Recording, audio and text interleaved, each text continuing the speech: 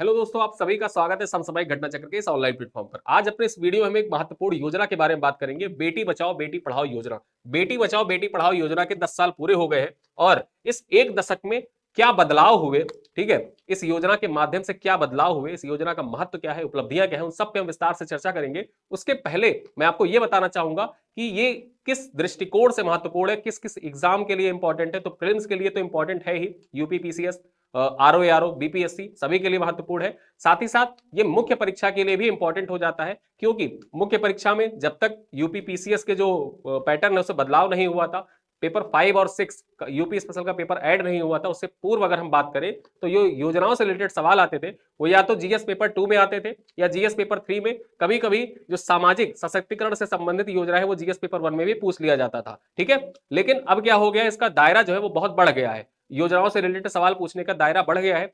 निबंध में भी योजनाओं से रिलेटेड टॉपिक दिए गए हैं, निबंध में भी पूछा जाता रहा है योजनाएं, हमेशा ही पीवाईक्यू जब आप उठा के देखेंगे तो पीवाईक्यू में पूछे गए हैं निबंध, ठीक है। उसके बाद जीएस पेपर 1 में सामाजिक सशक्तिकरण का जो टॉपिक है वहां पर तो दे ही रखा है, वहां पर तो ये पूछा ही जा सकता है ये योजना। इसके इतर अगर हम बात करें तो जीएस पेपर 2 और जीएस पेपर 3 वहां पर भी ये पूछा जा सकता है। साथ ही साथ जो योजनाओं से रिलेटेड पॉइंट होते हैं वो अब जीएस पेपर 5 और जीएस पेपर 6 में भी सिलेबस में मेंशन कर रखा है, तो इस वजह से वहां भी पूछे जा सकते हैं, ठीक है। तो आइए हम विस्तार से चर्चा करते हैं, क्या उपलब्धियां हैं, क्या महत्व है इन सभी के बारे में, बेटी बचाओ बेटी पढ़ाओ योजना के बारे में, ठीक है। चलिए, जो भी पॉइंट है यहाँ पर पॉइंट टू द पॉइंट यहाँ पे बातें की गई हैं, फैक्चुअल डाटा ज्यादा है। ये फैक्चुअल डाटा आप एक बार सुनिएगा, जो इंपॉर्टेंट आपको लगे उसको आप नोट करते चलिएगा, ये आपके एग्जाम के लिए बहुत ही महत्वपूर्ण है। तो बेटी बचाओ बेटी पढ़ाओ के 10 साल, बदली सोच बदला देश, ठीक है। आइए देखते हैं संदर्भ क्या है, किस संदर्भ में हम बात कर रहे हैं, पहले संदर्भ के बारे में देखते हैं। हेडिंग क्या है, बेटी बचाओ बेटी पढ़ाओ योजना की 10वीं वर्षगांठ। संदर्भ है महिला एवं बाल विकास मंत्रालय बेटी बचाओ बेटी पढ़ाओ योजना की 10वीं वर्षगांठ मना रहा है, ये इसका संदर्भ है। आगे बात करें, यह समारोह 22 जनवरी 2025 को से 8 मार्च 2025 तक, यानी कि अंतरराष्ट्रीय महिला दिवस, अंतरराष्ट्रीय महिला दिवस कब मनाया जाता है, 8 मार्च को मनाया जाता है, यहां तक चलेगा, यानी कि 22 जनवरी से स्टार्ट होकर 8 मार्च तक ये जो आयोजन है, समारोह है, चलेगा।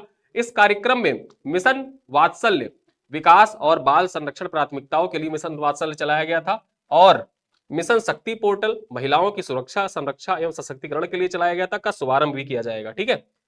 यहां पर 2 पॉइंट फैक्ट और याद रखिएगा, जो मिशन वात्सल्य है ये किसके लिए है, ठीक है। मिशन वात्सल्य है विकास और बाल संरक्षण प्राथमिकताओं के लिए मिशन वात्सल्य है। साथ ही साथ मिशन शक्ति पोर्टल है, ये किसके लिए है, तो मिशन शक्ति पोर्टल महिलाओं की सुरक्षा संरक्षा और सशक्तिकरण के लिए चलाया जाएगा। इन दोनों का शुभारंभ भी इसी दौरान किया जाएगा।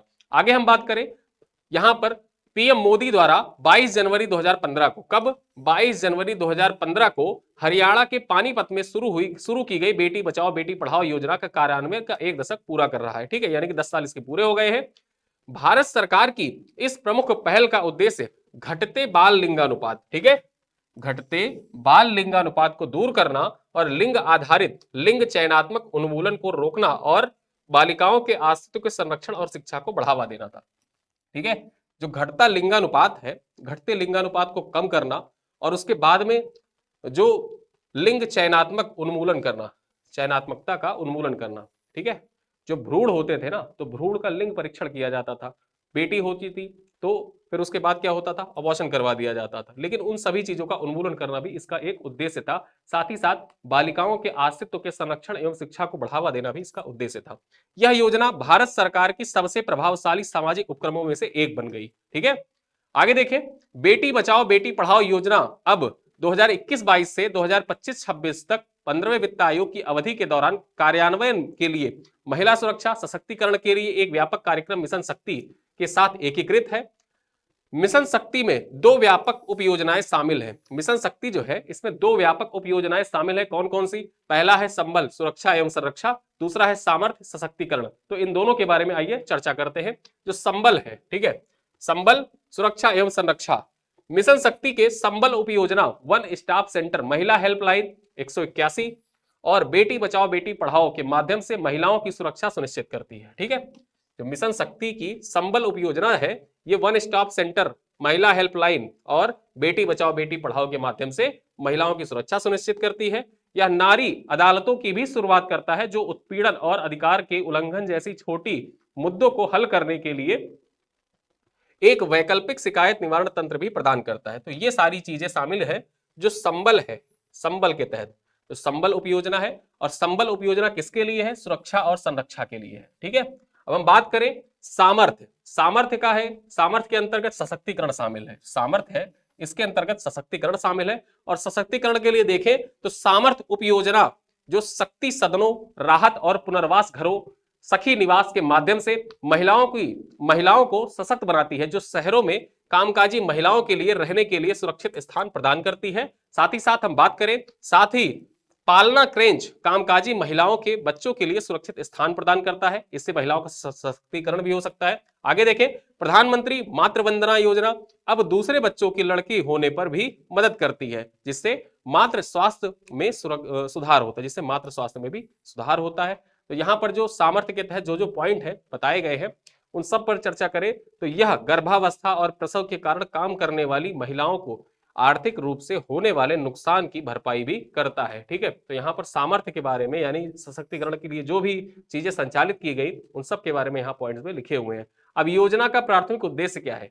जो ये योजना है ना, बेटी पढ़ाओ बेटी बचाओ बेटी पढ़ाओ योजना, इसका प्राथमिक उद्देश्य क्या है इस योजना का? ठीक है, तो प्राथमिक उद्देश्य के बारे में चर्चा करें तो लिंग पक्षपाती लिंग चयनात्मक उन्मूलन को रोकना, यानी कि जो लिंग पक्षपात था एवं लिंग चयनात्मकता था, इसका उन्मूलन करना इसका प्राथमिक उद्देश्य है। साथ ही साथ बात करें तो बालिकाओं का आश्रित्व और सुरक्षा सुनिश्चित करना इसका एक उद्देश्य है।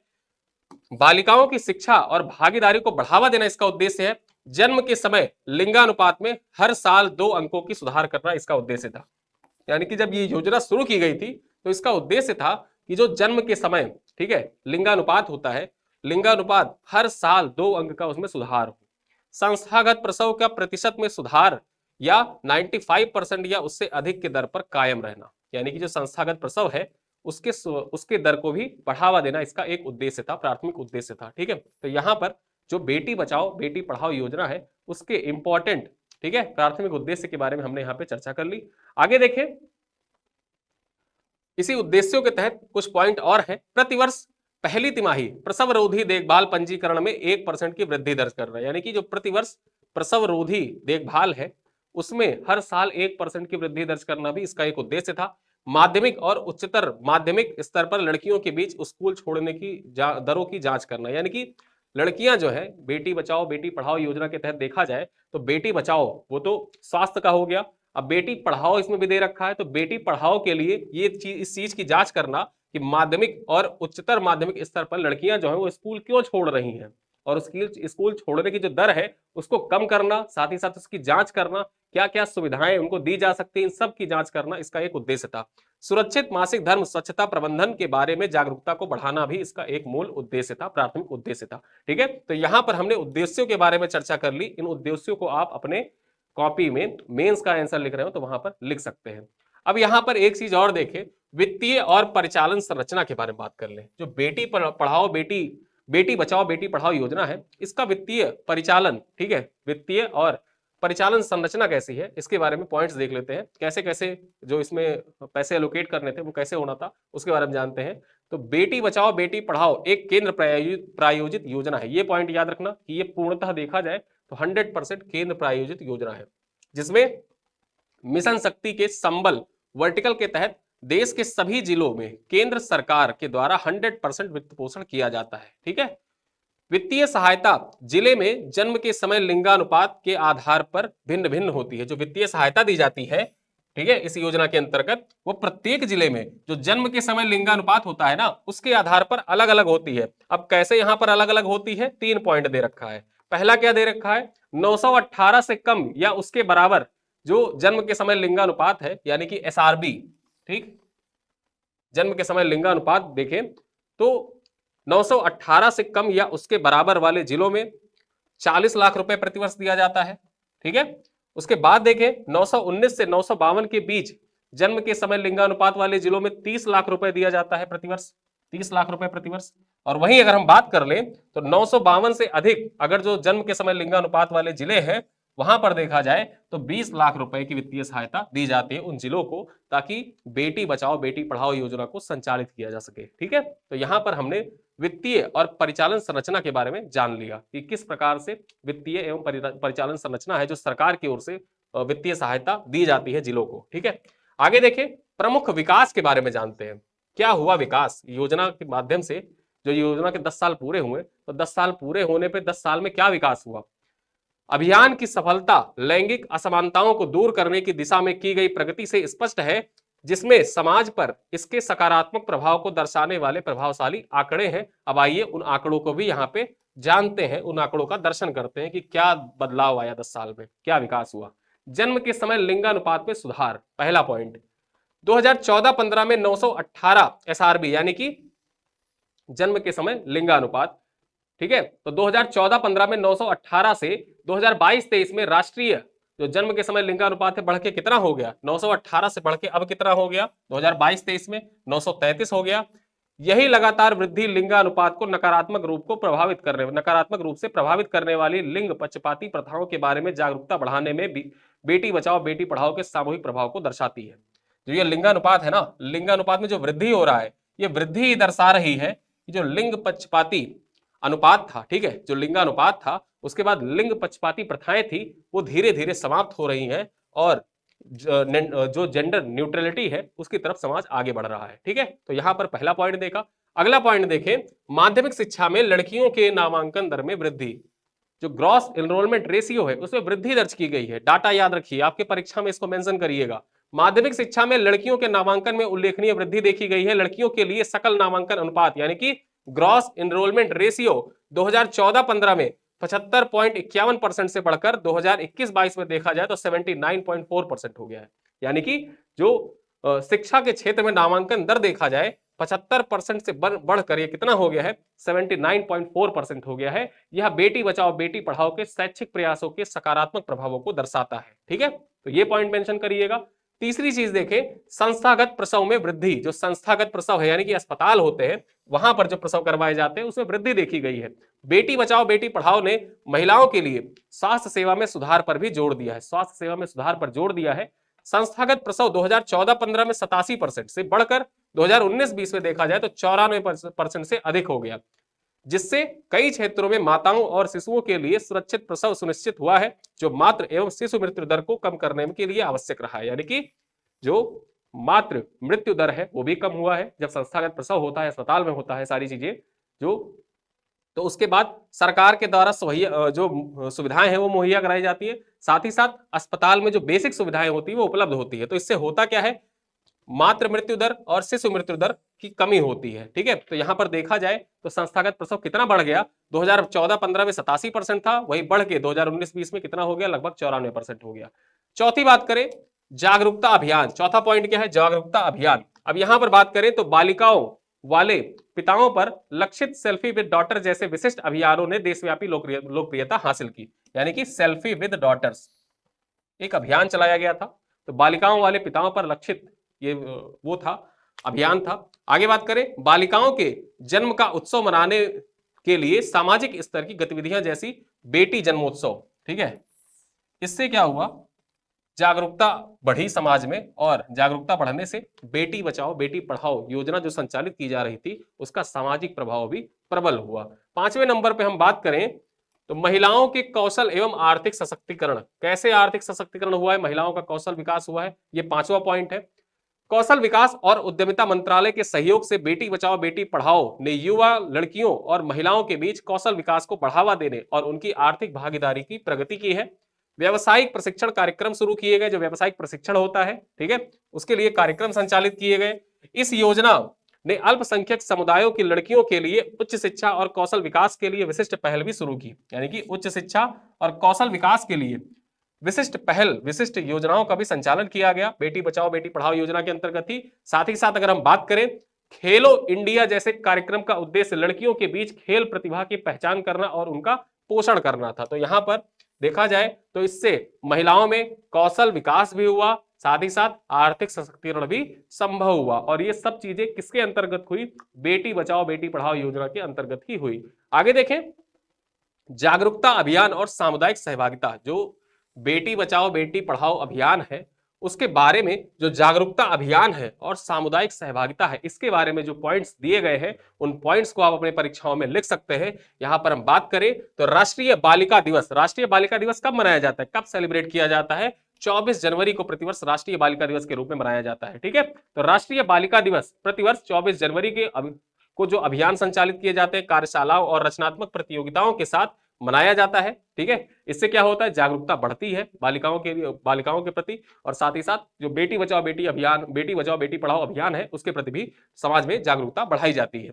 साथ ही साथ एक पॉइंट और देखें तो एक क्रॉस कंट्री बाइक अभियान जिसका नाम यशस्विनी था, क्या नाम था? यशस्विनी अभियान, देश की महिला शक्ति या नारी शक्ति का उत्सव मनाने के लिए 150 सीआरपीएफ महिला सवारों का एक समूह है। ठीक है, इसके द्वारा भी जो जागरूकता अभियान तब संचालित किया गया जिससे सामाजिक सहभागिता सुनिश्चित हुई। एक पॉइंट और देखें जागरूकता और सामाजिक सहभागिता सुनिश्चित करने के लिए, यह लड़कियों के समग्र रूप से सशक्त बनाने के लिए मासिक धर्म, स्वच्छता, आत्मरक्षा और लैंगिक समानता पर ध्यान केंद्रित करता है। जो यशस्विनी अभियान था, ये किस पर ध्यान केंद्रित करता है? जो मासिक धर्म, स्वच्छता, आत्मरक्षा और लैंगिक समानता पर ध्यान केंद्रित करता है।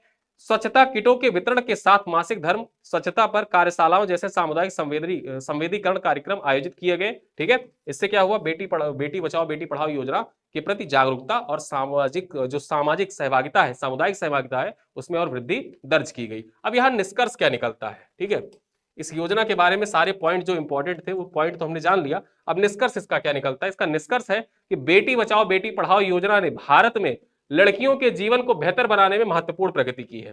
ठीक है, इस योजना ने लड़कियों के जीवन को बेहतर बनाने में महत्वपूर्ण प्रगति की है।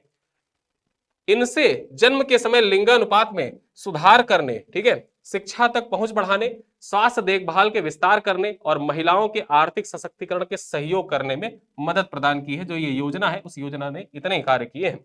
साथ ही साथ देखा जाए तो सरकारी निकायों, गैर सरकारी संगठनों और स्थानीय समुदायों के साथ काम करके इस योजना ने प्रत्येक बालिका को महत्व देने और उसकी सुरक्षा के लिए एक मजबूत आधार तैयार किया है। ठीक है, तो यहां पर आप देख सकते हैं। साथ ही साथ जैसे अगर हम बात किया जाए यहां पर मजबूत आधार जो तैयार किए वो कैसे, जैसे जैसे बेटी बचाओ बेटी पढ़ाओ अपने दूसरे दशक में प्रवेश कर रहा है, समावेशी नीतियों, बेहतर कार्यान्वयन और सक्रिय सामुदायिक भागीदारी के माध्यम से दीर्घकालिक परिवर्तन करने पर ध्यान केंद्रित किया जाएगा। ठीक है, दीर्घकालिक परिवर्तन करने पर ध्यान केंद्रित किया जाएगा। इससे लैंगिक समानता और सशक्तिकरण की दिशा में निरंतर प्रगति सुनिश्चित होगी। ठीक, तो यहां पर हमने बेटी बचाओ बेटी पढ़ाओ योजना से संबंधित जो भी महत्वपूर्ण पॉइंट्स थे, डाटा थे, फैक्चुअल चीजें थी, उन सब पे चर्चा की। साथ ही साथ ऐसे पॉइंट आपको बताने का प्रयास किया जिससे आप अपने मुख्य परीक्षा में बेटी बचाओ बेटी पढ़ाओ योजना से रिलेटेड क्वेश्चन का आंसर आसानी से लिख सके। ठीक है, अब यहां पर जो फैक्चुअल डाटा था, उन फैक्चुअल डाटा को आप चाहे तो अपने कॉपी में नोट कर सकते हैं। साथ ही साथ आपके लिए चलते चलते क्वेश्चन है जो 125 शब्दों में आप चाहे तो कमेंट बॉक्स में इसका आंसर जरूर लिखिएगा। क्वेश्चन क्या है? बेटी बचाओ बेटी पढ़ाओ योजना के अंतर्गत प्रमुख सरकारी प्रयासों का वर्णन करना है। सरकार के द्वारा क्या प्रयास किए गए, ठीक है, इस योजना के अंतर्गत उनका वर्णन आपको करना है। और कितने शब्दों में? 125 शब्दों में आप इसका आंसर कमेंट बॉक्स में लिख सकते हैं। ठीक है, करना कुछ नहीं है। अगर जो आप टाइप नहीं कर पा रहे हैं तो कुछ मत करिए। जब आप ऑप्शन होता है वॉइस नोट का, ठीक है, वॉइस नोट ऑन करिएगा, खुद से टाइपिंग होती रहेगी, टाइप करके आप कमेंट बॉक्स में अपना आंसर छोड़ सकते हैं। ठीक है, चलिए इसी के साथ बेटी बचाओ बेटी पढ़ाओ योजना के जो 10 साल पूरे हुए हैं, इससे रिलेटेड पॉइंट आपकी परीक्षा में जरूर पूछे जाएंगे। मुख्य परीक्षा में यहां से प्रश्न आने की संभावना प्रबल है, तो इसी वजह से ये टॉपिक अच्छे से तैयार करके जाइएगा। आप चाहे किताब से पढ़िए, वीडियो लेक्चर से देखिए, कहीं से भी आप करिए, लेकिन ये टॉपिक आपकी परीक्षा के लिए बहुत इंपॉर्टेंट, इसको पढ़ के जरूर जाइएगा। एग्जाम में यहाँ से क्वेश्चन मेन से जरूर पूछा जाएगा। ठीक है, तो इसी के साथ ये वीडियो यहीं पर समाप्त होता है। मिलते हैं अगले वीडियो में, तब तक के लिए धन्यवाद।